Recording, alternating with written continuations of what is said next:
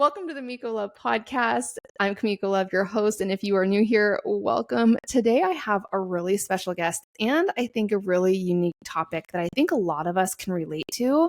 I have Laura here. She is a therapist and relationship expert. And this episode is all about understanding your attachment style. But not only that, the bigger question is it helping you? Or is it hurting you when it comes to your relationships? So I'm really excited about this topic.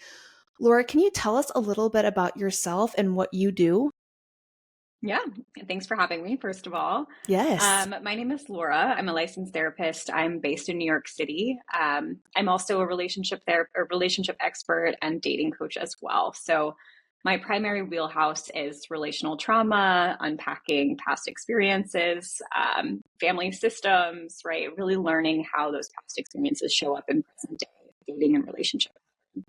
Okay, yeah, it's so true. It does. Yeah, Like it comes does. back to haunt For us. better Yes, or it for does. worse. Yes, exactly. Yes. Can you briefly explain when I say attachment style, can you explain the concept of attachment theory for the listeners so they know what I'm talking about who may not be familiar with that?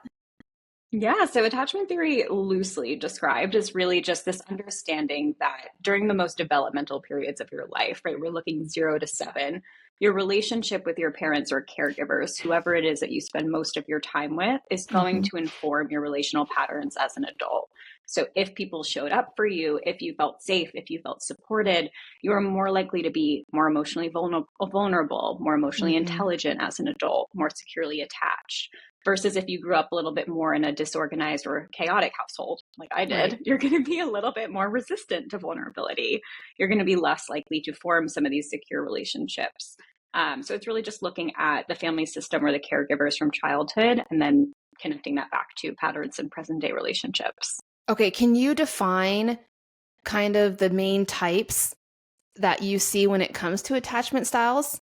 Yeah, there's 4 main types of attachment. So we have secure, which is obviously the prized possession. That's what we're all aiming for, is a secure attachment. We'll talk a little bit about what that means in a second. But then you have anxious, you have avoidant, and you have a disorganized. The disorganized attachment is a little bit of that combination of both anxious and avoidant attachment. And I always love to start there because it's that push and pull dynamic. I don't want to get too close, so I'm going to distance myself. But then when the threat of my partner leaving shows up, now I'm going to be really anxious and cling because now I can't live without that relationship. And so the disorganized is a combination of the two, versus the anxious attachment is more of that I need to cling to my partner because my relationship and my attachment is my life.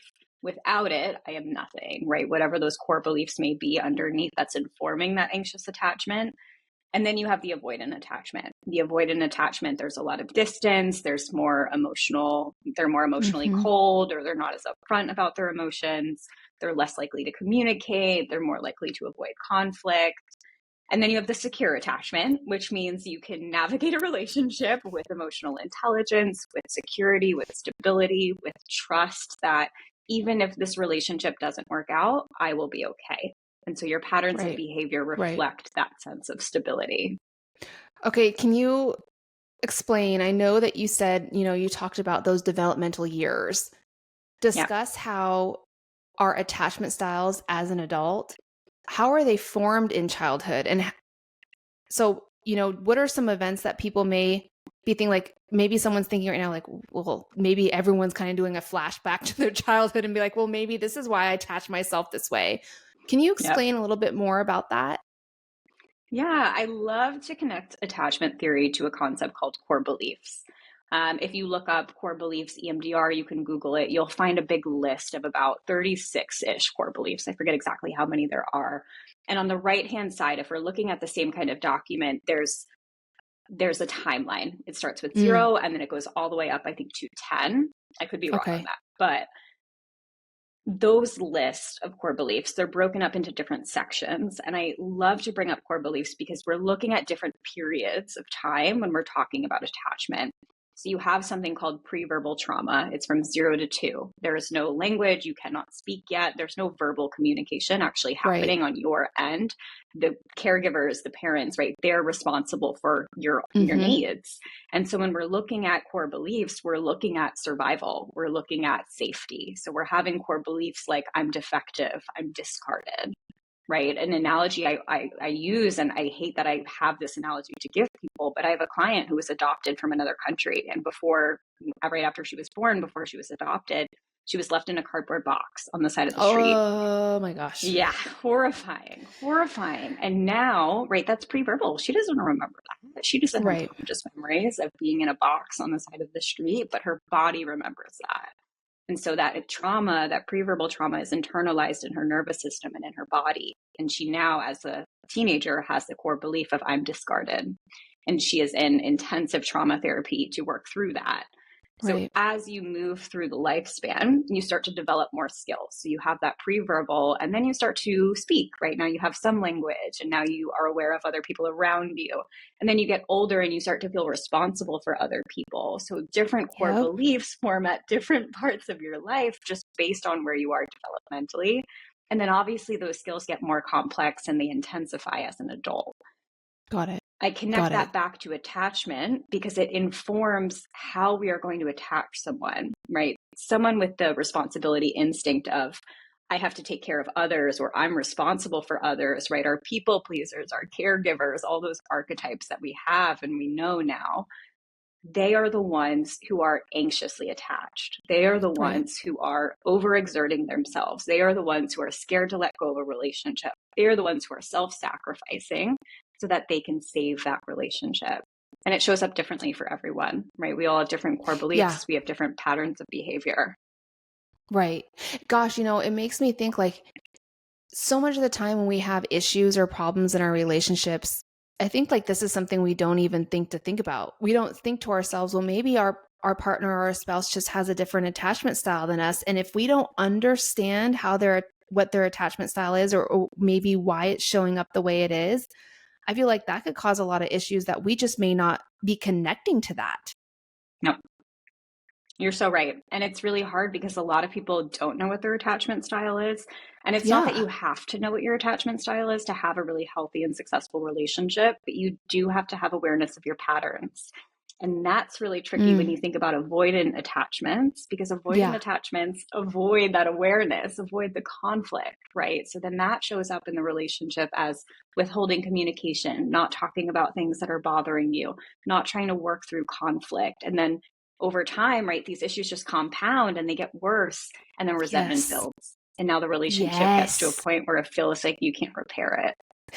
Yes. Oh my gosh. I'm like doing flashbacks to some of my past relationships. Like, you know what I mean? Like we all know. We've all been there. Yes. If you've dated an avoidant, you're feeling it in your body right now. Yes. That's so true. Oh my gosh. Okay. So what are some common behaviors and tendencies that maybe each attachment style might display? So for instance, you just talked about avoidant partners struggling with maybe intimacy, or maybe anxious partners seeking, that constant reassurance. Dive into that a little bit. Give some examples on that. Absolutely. We're going to start with the avoidance because I love the avoidance. We'll go right back to them. These are the people who while dating get 2 to 3 months in and then say, this isn't for me. And it's not to say, I'm going to speak very specifically. I do want to call out that this is not everyone's pattern. I'm just speaking to the general theme. So some things apply, some things don't. Right. But a lot of times these are the people who get in and then say, I'm done, and then get out. Right. These are also the people who don't have difficult conversations or avoid those difficult conversations. These are people who sometimes will people please because it's easier to put their needs aside and to just show up for someone else instead so that they can avoid the conflict. Right. If I can put my needs aside and do what you need me to do, then we don't have to talk about it ever again. Yeah. So there's elements of that. And then when you hop over to the anxious side, right, these people need reassurance. They need to know that they're doing a good job. They need to know that they're cared for and that they're loved, right? These are also people who need everyone in their lives to be happy. So you'll see more people pleasers that are in this category. And you'll see a Interesting. lot of overlap between anxious and avoidant, which is why there's the disorganized attachment, right? It's the combination of the two, because it's hard sometimes to just fit into one box. I Right. love the Right. idea of a Venn diagram in every element of psychology because it's so much more applicable, right? If you Yeah. look at anxiety, you Yeah. look at depression, you look at ADHD, autism, they all have similar presenting symptoms. And if somewhere in the middle is where you would land, right? And Okay. so we look at Okay. attachment the same way. Okay. Got it. Yeah. Now, is there a way that individuals can identify their own attachment style? Is there something that we could do to, because maybe if we know our attachment style and we're in a romantic relationship with a partner, we could tell them, this Yeah. is, you know, this is my attachment style. I mean, is that something that you recommend in your therapy when you realize that attachment style is the thing that is causing these issues? Yeah, I always tell people start with a book called Attached by Amir Levine. It's one of the best books out there for attachment theory. It will tell you all about the different attachment types and it will help you understand yourself more and your patterns more. Okay. You can start there, Okay. right? Figure out where do you land on that attachment scale and then bring that back to your relationship or to a future relationship It would and say, almost be hey, this is good. what I'm noticing. Yeah, Yeah. like that would almost be good for both partners to read that. Like, Yep. it's kind of like that book, the Love Languages. Yeah. Like Yep. that's such a good book for both partners to read. Yep, Both people in the exactly. This relationship. is the same Yes. comparison. Love languages and Yes. attached. I recommend both books in the same Yes. way. Yes. Both where both Yep, partners are reading it and are involved in that. So, yep. can you share signs or patterns that indicate someone's attachment style is influencing their relationship in a negative way? Oh, yeah. We love to call them gridlocked or perpetual problems in the couples therapy space, right? So these problems that keep coming up and up and up, and they just don't seem to have any resolution, no matter how much you talk about them, no matter how much you try to apply what you've talked about, they just don't seem to go away. These are Okay. also high conflict couples. And by high conflict, I don't mean they need to be big escalated arguments, but couples who are constantly bickering, right? Can't seem to let things go. Grudges also often get in the way. One Mm, partner might start to feel like they're responsible for the other partner or that they're doing too much in the relationship. And then they feel really one sided and they're not getting what they're putting into the relationship. right. So generally, anywhere where there's just dissatisfaction with the relationship is usually related to something like attachment and conflict resolution. Yeah. I was just thinking as you were explaining this, and this might be so far-fetched. I have no idea. It, is there a correlation somewhere in there between narcissism and attachment style? I don't know why I'm bringing those two together, but I just, yeah, A good question. So narcissism is very much on that avoidant end of the spectrum, but it okay. depends. It could be a little bit more of the disorganized and anxious avoidant attachment. I like to look at narcissism as the very far end of a spectrum of self-preservation, right? If I am the Okay. best, nothing can hurt me, right? If there's nothing wrong with me, nothing can hurt me. And so Right. narcissism is very much connected to a really fragile ego, right? A really vulnerable ego and lack of confidence and self-esteem. And so they become the Yes. best possible version, the best possible person on this earth, even though everyone else is looking at them saying, no, you're not. Yeah. But that's also why a true narcissist actually has friends, actually has a community, because they're really good at putting on that show. It's the people who are in these romantic Yes. relationships or in these close and personal relationships that see them Mhm. for who they really are. In So a you're whole different absolutely right way. about that. Oh, Yeah, yeah. in a Whole whole different different world. way than what their Yep. friends see them as. Mm-hmm. And I just think that the reason I think I was thinking that is because the word narcissist, I feel like, is everywhere now. Yep. I mean, it's just like blown up where, Yep. and I don't know why that is, but it's something that we're seeing now in the relationship and therapy space. How to Yep. deal with a narcissist, how to Yep. pinpoint how to notice one, how to discover if you're dating one. Like, It's everywhere. I yeah, think yeah, there's a little bit of avoidance in that too. It's easier to say, oh, my ex was a narcissist, or oh, my yeah. parent was a narcissist, than to confront the fact that you were deeply hurt by them. And then you have to actually do the work to heal and move forward from that. Oh, So there's so pros and true. cons to pop psychology, right? It exists Yeah. because of social media and everyone has more awareness, but there's also such a detriment because now everyone's self-diagnosing. Everyone is avoiding their own actual deep-rooted things that they need to work Yeah. on. And then There's everyone's a pros and cons. narcissist. Yeah. If everyone's a narcissist, you're probably the narcissist because Yes. you're the one who's actually avoiding. Yes. Yes. Now, can your attachment style evolve and change over time? And Oh, what yeah. factors contribute to that change? Because I just feel like as you go through these life experiences, right, you can start out one way, but end up another. And I think we can say that with a lot of things in our life. Oh, absolutely. And it works both ways, right? I don't want secure attachments to sit here and be like, I did it. I'm great. I don't have any more work to do for the rest of my life because Yeah. you have one difficult relationship as an adult. And then that's it. Your secure attachment is really struggling, right? Let's say you get into an abusive relationship.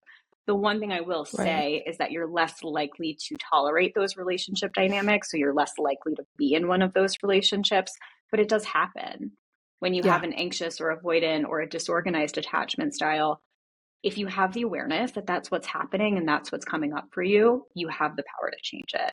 I always tell clients awareness is the hardest and first step. Yeah. After that, then you can make change. Yeah. Is it awareness and then acceptance? Yep, there's Yeah. elements, Yeah. but you also don't have to accept that this is your reality to change it. You can sit there and Oh, say, I so hate true. that this is my reality. But even as I'm Mm. saying that out loud, that does feel like an element of acceptance, right? I Yeah. accept it, but I don't like it. And you Right. can change Right. it. Right. I Okay. think people equate acceptance to I have to like this about myself, and that's not true. Oh, yeah, I get that. Discuss some practical steps.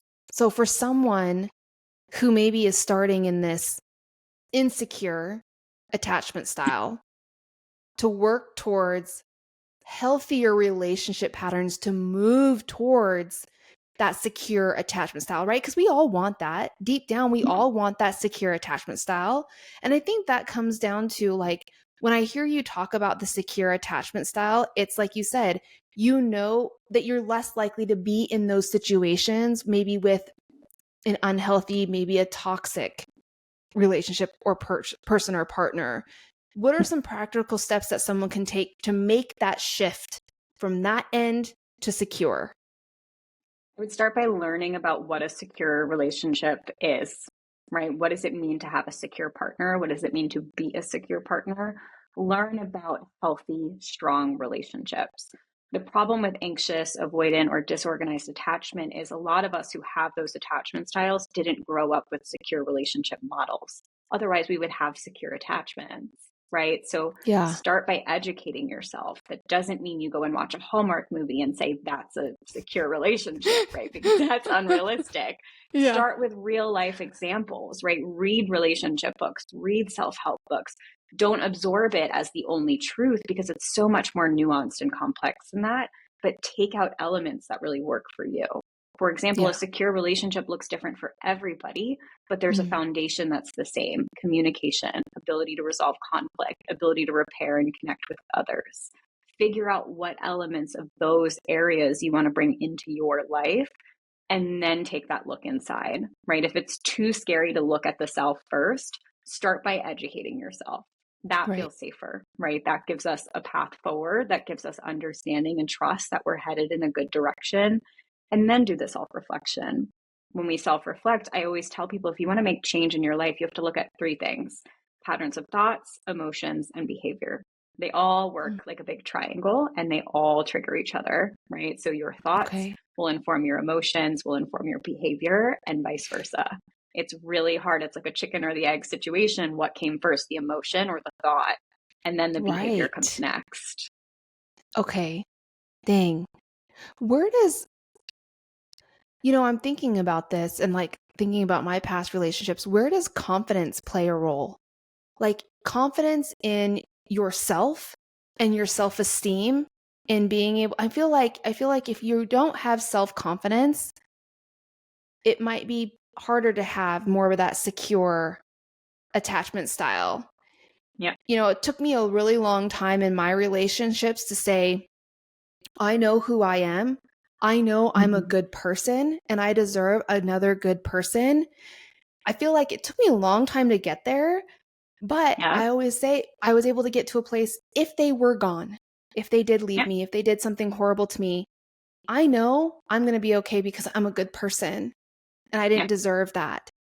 Does Yeah. that play a role in that secure attachment? Learning to build up Absolutely. that self-confidence? Because I feel like Yeah. until I got to that place, I had a really unhealthy attachment. Yeah. And I was in that anxious category where I constantly needed that reassurance because I did not have the self-confidence. I was insecure in myself. Yeah. So I constantly needed to tell people to tell me, babe, you're the only one. Babe, you're the prettiest one to me. But, constantly that reassurance. And if I didn't get it, then I felt like, oh my gosh, they're going to go out and leave me for someone better. Mm-hmm. So it took, It is so connected. yeah. Oh, yeah. I can, like, as we're talking about, like, I can see it, like, all coming together now. But like I said, it took me therapy. I was in therapy for Mm-hmm. over 2.5 years just to get to that place where we had to work on my confidence and my self-esteem. I mean, I always tell people I feel like everyone should be in therapy, like Mm-hmm. everyone. And I I posted agree. not too long ago. I posted on my Instagram, yes, I'm in therapy, and no, there's nothing wrong with me, because there's Mm-hmm. just like this underlying assumption that if you're in therapy, then something's wrong with you. I don't think that's the case at all. I I would think even there, challenge that and say there's something wrong with everyone, but it doesn't mean that you're on this crazy, intense end of right? the spectrum of your entire world is falling apart. There's Yeah. always room for us to grow. There's always room for us to be Yes. better people, better partners, right?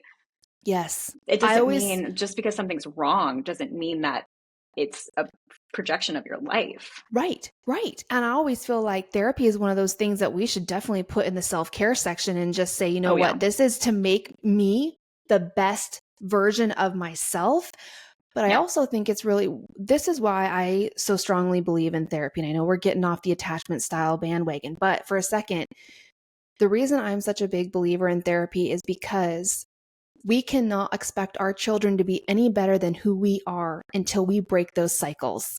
And Yeah. unless we are aware of what our traumas are and how they are affecting us and how to heal from them, we're going to pass them down to our kids. And that is like Mm-hmm. my number. I have a 12-year-old and I have a 1-year-old.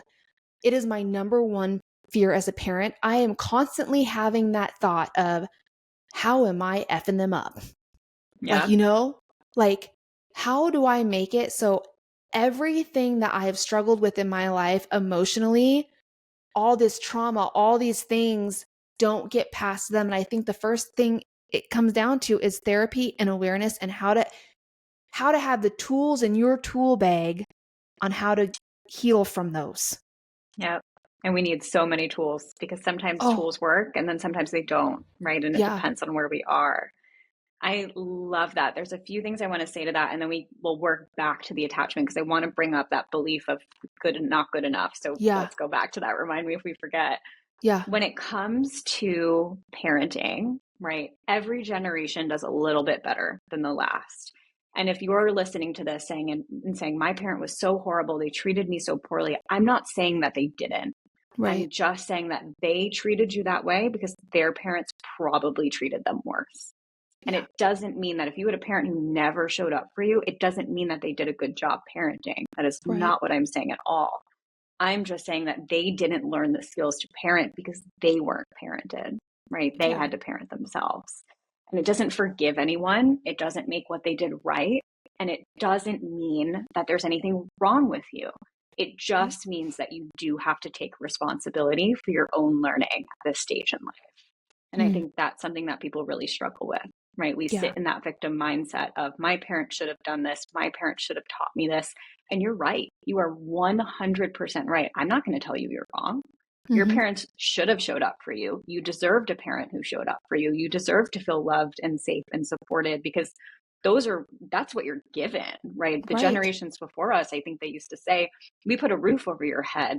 That's Yeah. not parenting. Putting a Right. roof over my head is not parenting, Yes. right? Teaching me how to regulate my feelings when I'm having a big feeling without punching a wall, that's parenting, right? Mm. Teaching me skills to self-soothe, teaching me about the world around me, that's parenting. Mm-hmm. right? You can be a good parent and live in poverty and really struggle financially. You can teach someone how to be emotionally secure and emotionally safe, even in those environments. And we see it Right. now. We see war happening, and people are still regulating and teaching their children these things. And then some aren't because they're in survival mode, and it's really hard to do that. So I don't want to generalize that there. But Right. when it comes to those beliefs, right, that belief that you were saying earlier of, I know I'm a good person, that's a Mm-hmm. core belief. That's a reframe. That's a positive core belief. I imagine there was a point before therapy and before all of that individual work where you said, I'm not a good person, or Yes. something similar, right? That's a negative core belief. And so our responsibility is to figure out, what are those negative core beliefs? What are those negative thoughts about myself that are driving my emotions, that are driving my patterns of behavior? And how is it showing up in my relationship, right? Is it because I'm Yeah. not a good person? Is it because I think I'm not good enough? Is it because I think I have to do better, or I did something wrong, right? How do we reframe it so that we feel better about ourselves, so that we're more motivated to show up for ourselves and for others? Oh, like this is like just Good like stuff, right? Now you I know why know. I'm in I'm this just like field. just like I was a my speech mind is therapist before that, and I was so bored every single day. And now I'm a mental health therapist. I'm like, this is great. I could do this yeah. every day. Yes. Yes. Oh my gosh. Okay, so let's go back to the attachment style.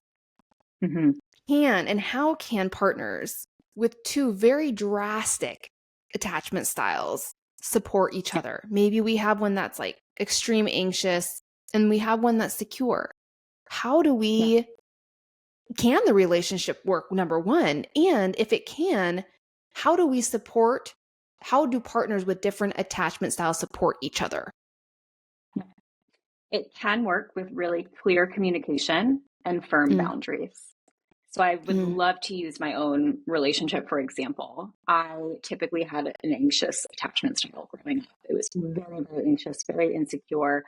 My last relationship, my ex actually said to me at one point, and I swear, I think this one moment in time healed my anxious attachment. And he said, Laura, unless I give you a reason to not trust me, you have to trust me. Like that, you mm. have to do that. There's no other option. And I said, oh my goodness, you're right. Like, Yeah. until you give Yeah. me a reason not to trust you, I have to. Right. And obviously, there's that relationship ended. So there's a whole story behind that. But he was right in that moment. He Yeah. was absolutely right. My current relationship, I consider myself to have a secure relationship because I don't feel at this point in time, after all of the work that I've done for years now, I don't feel like I need a partner to be okay, right? I have very Right. strong beliefs about myself. I have a lot of confidence. I have a support system. I have a life outside of my relationship. You'll find that with an Right. anxious attachment, your entire identity becomes your relationship, and it Yes. becomes super enmeshed and difficult, right? I can exist without my partner. It doesn't mean I want to exist without my partner, Right. right? Because I care Right. very deeply about them and I want Yeah. them to be in my life, but I'll be okay at the end of the day if the relationship Yeah. ends. Yeah. Whereas my partner is very avoidant, right? And not as Mm, likely to bring conversation up. And so a way mm, that you negotiate around that is figuring out, what does each partner need to feel safe, right? And what happens when you mm. move from an anxious attachment to a secure attachment, or an avoidant to a secure, if you are in a relationship that's presenting difficulties, you might slip back into that anxious or avoidant Right. mindset.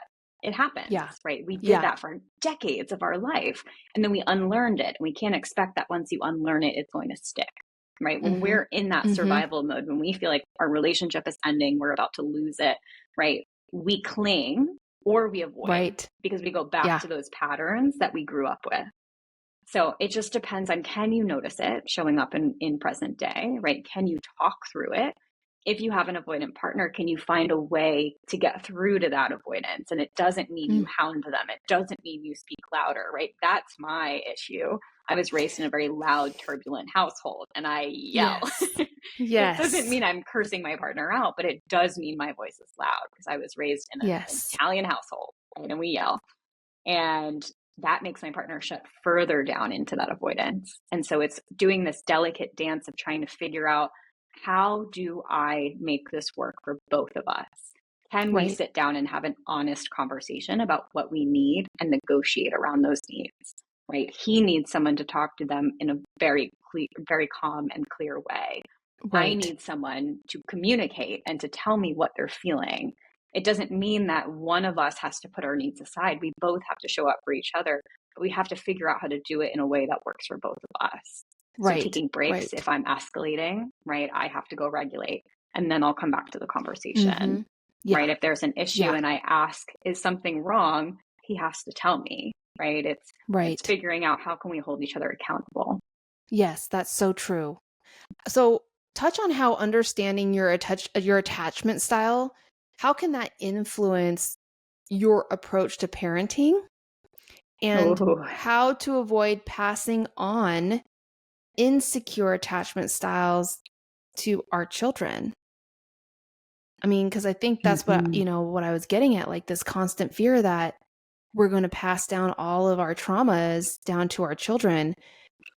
So touch on how understanding your attachment style, how can that influence your approach then to parenting to your kids? You're going to hate this response. Oh, You no. don't, right? You don't think about it. You do the best that you can with what you have. And if you think you're not doing a good job, you talk to a therapist, you read self-help books, you read parenting books, you talk to other parents and see what they're doing, right? The more you Mm. worry about not messing your kid up, the more you're going to mess them up. Because we're going to mess them up, right? When you look at it, Yeah. what is a Yeah. mess up? It's changes in social norms. So by the time our kids are 20, 25, and they're working through some of the stuff that we're working through, social norms are going Mm-hmm. to be different. They're going to have different needs and expectations for their parents, despite parents having parented them 10, 15 years ago, right? So Right. Right. we can't avoid that because their needs are going to be different 20 years from now, and we don't know what they're going to need. So the more you stress about messing them up, the more you're going to mess them up because now you're in your head, right? Show up for them, spend time with them, make them feel loved, ask them how Yeah. they feel loved, ask them about Yeah. their day, right? Apologize if you feel like you hurt Oh. them. If they say you Mm-hmm. hurt them, listen to them, right? The best thing that you can do is be present with your child. Everything beyond that is out of your control. Yeah. 100%. Oh, I love that. Yeah. We create more work for ourselves when we try to We figure out do. how can we do it without messing them up, right? It's Yeah. impossible. Yeah. But and I do worry a lot. I do worry a lot. I read a quote on Instagram and it just like, it made me cry. It said, parenting is hard only for the good parent. Because they care. Yes, because they care. Because they care. And I read that. I was like, it's so true. I was like falling. I was like, well, a big thing too, like we can't forget, like, so I just lost my mom in April I'm of so sorry. 2023, very, very unexpectedly.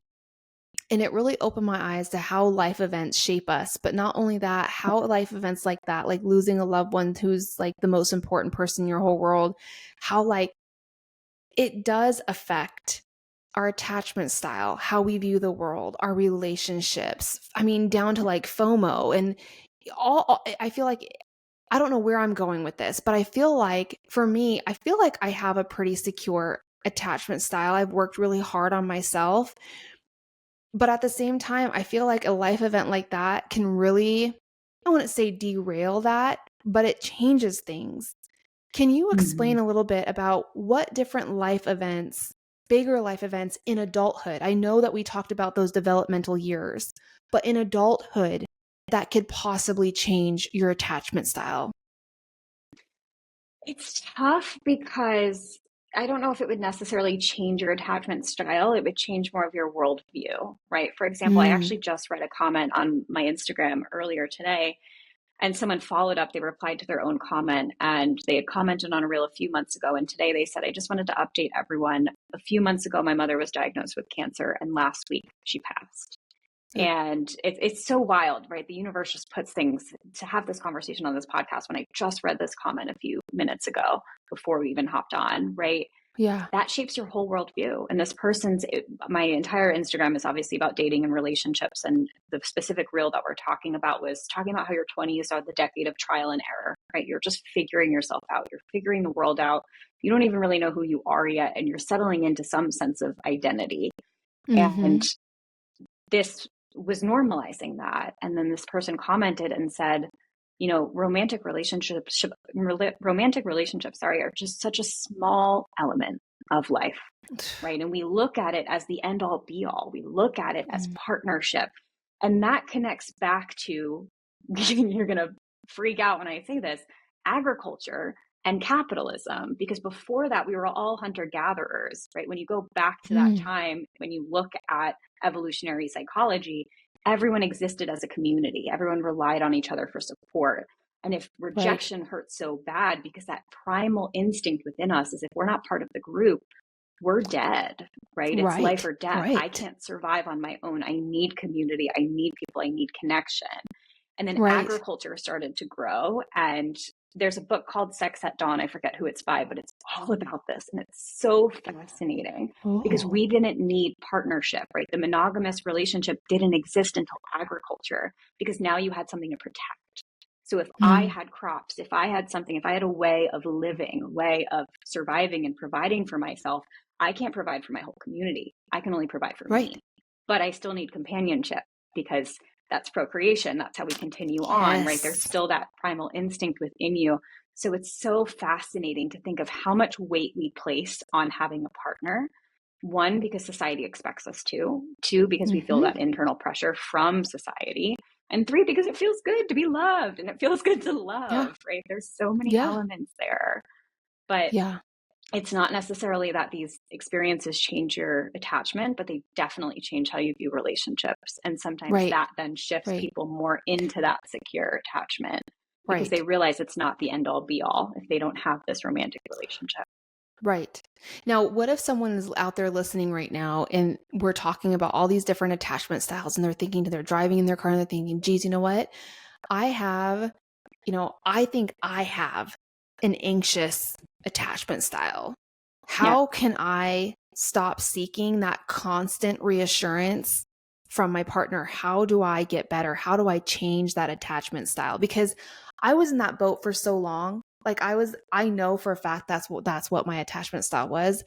And like I said, obviously therapy helped growing that self-confidence, but what's some common steps, some important steps that someone can take if they're seeking that constant reassurance from their partner? Yeah. The first is to ask yourself, how do I regulate my emotions?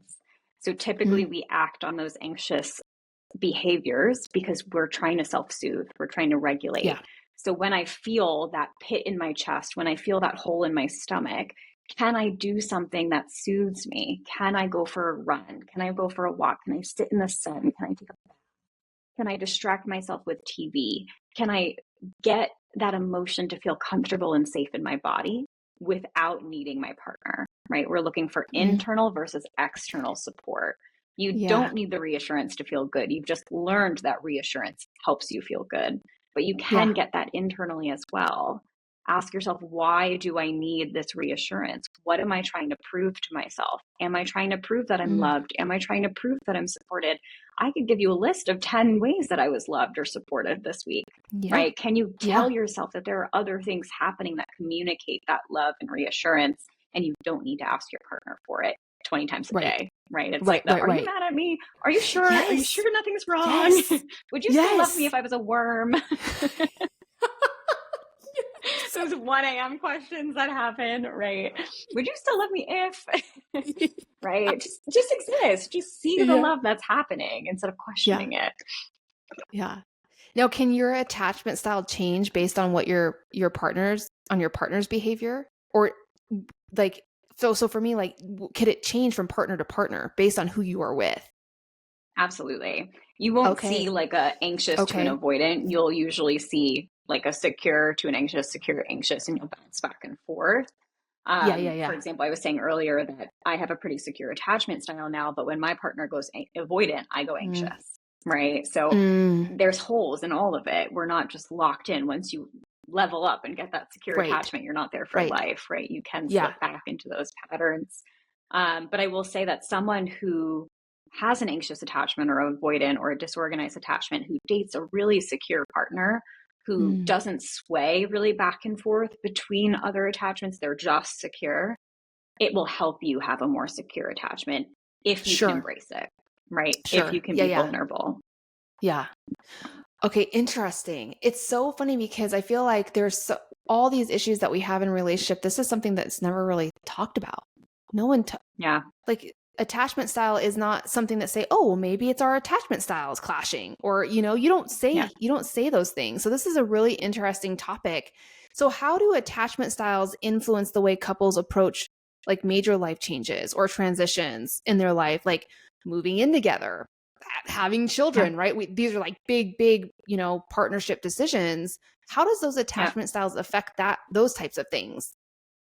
Yeah, it's a good question. The anxious attacher will probably try to move in really quickly, right? Because if you progress your relationship, that's going to Yep. prove that they care about you. Yep. They'll rush that timeline along. And obviously, there are other factors that influence that timeline as well. So it's not to say that you can't have your timeline and stick to it. It's something that you have to Mm-hmm. communicate to your partner, right? But Mm-hmm. they'll desperately look for that deeper level of commitment versus an avoidant, right, is probably less likely to have these conversations, is less likely to progress the relationship, less likely to move in, to get married, have kids, whatever your cards have in store for you. Mm-hmm. So it's looking at how am I viewing, what do I want out of life, and how am I getting there, right? Mm. And it's really Yeah, tricky yeah. because it's different for everyone. Yeah, But yeah. those are conversations that need to be had. Oh, 100%. And this is why I always tell people like I'm from a finance background. That's what I do with the Budget Mom is personal finance. And I always try to tell people we get so hung up on the specifics like as a married couple, should we combine or not combine finances? Should we have this joint goal or not? It's like those things at the end of the day, I mean, what's more important is the way you communicate about money. Yes. Let's Because it'll focus on change. that. Right. Let's focus on that first, having healthy, Yep. safe conversations about money with our partner before we Yep. start but like you said, like in the world of finance, it's like combining or not combining is like the end all be all of, money and relationships, when I feel like that should not even be something that I'm like, why is that even a thing? We should be focusing on how we communicate about that first You and can't foremost. access combining finances if you can't communicate it. Right. Yes, yes, You yeah. can't even get to that stuff. Right. Okay, so before we end the episode, two things. Number one, if there's anything you could say to listeners right now about attachment style and the relationships we have in our life, what would it be? Breathe, right? I know everyone listens to these self-help podcasts. Everyone reads the self-help books and they're like, I have to do all the things. I have to implement it into my life. No, you don't. You can hang up when you're done and not listen to this again, and you can come back in a week. You can Yeah. let it digest, you can absorb it, and then you can start making very small incremental changes. You don't have to do it all at once. If you feel like you have this pressure to do it all at once, that's your anxiety speaking, right? If you feel like you're going to put it away and you're never going to touch it again, that's your avoidance speaking.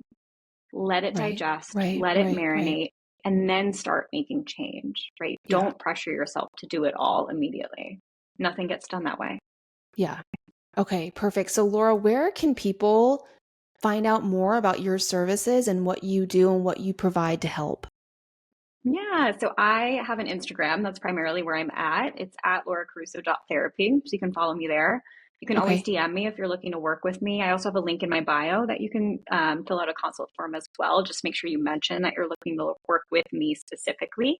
Otherwise, I have a team. We're very passionate about giving affordable therapy in New York City because we know New York City is expensive and therapy is expensive. So we have clinicians at our practice who are giving sessions for $70 a session. That's our starting rate. So if you are looking for affordable therapy, we have great clinicians for you. Other than that, I do have a course that's coming out that's actually all about this, right? So I'm priding myself on the fact that this is the only self-help course that you can learn about relationships that are very relevant to you. So it's not this big stock, these are healthy relationship dynamics. It's I'm going to pick and choose which pathways work for me and what resonates for me and build out my own course. And that's Okay. exactly what you're going to do. You'll learn about the different pathways. So thank you so much, Laura, for coming on the Miko Love podcast. I'll make sure to put all of her stuff down in the description and caption of the episode. So once again, thank you so much. Of course. Thanks for having me. It was so much fun.